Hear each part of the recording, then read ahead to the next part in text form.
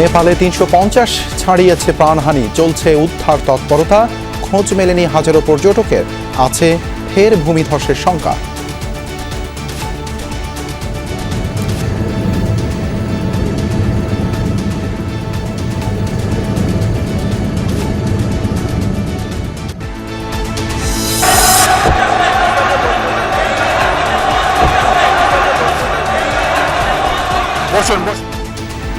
সংসদে স্বরাষ্ট্রমন্ত্রীর প্রশ্নোত্তর ঘিরে উত্তাপ, তাচ্ছিল্যের অভিযোগে বিরোধী দলের ওয়াকআউট। শাহবাগ স্কোয়ারে বক্তৃতা দিয়ে পার্লামেন্টে বক্তৃতা দিয়ে এক কথা না, আমি কাউকে উদ্দেশ্য করে বলি নাই। তিনি বলেছেন যে এই সংসদে তিনি শিক্ষকের ভূমিকা পালন করবেন।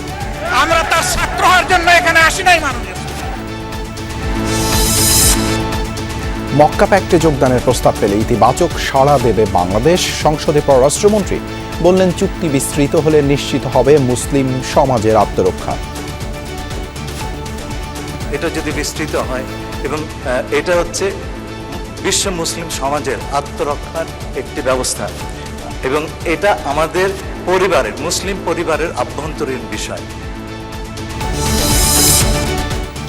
বঙ্গভবনে প্রথম দরবারে রাষ্ট্রপতি মির্জা ফখরুল দেশের কল্যাণে দল নিরপেক্ষভাবে কাজ করার প্রতিশ্রুতি।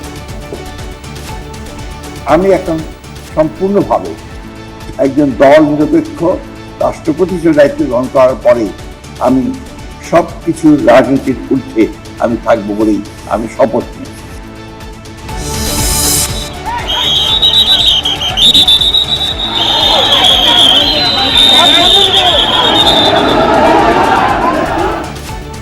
মোটর শ্রমিক নেতাকে গ্রেপ্তারের জেরে দিনাজপুরে তুল কালাম, থানা চত্বরে হামলা, সংঘর্ষ, বাস ট্রাক ফেলে সড়ক অবরোধ। এছাড়াও রাতের বাংলাদেশে থাকছে, সৌদি আরবে অগ্নিকাণ্ডে নিহত ৯ বাংলাদেশির মরদেহ স্বজনদের কাছে হস্তান্তর।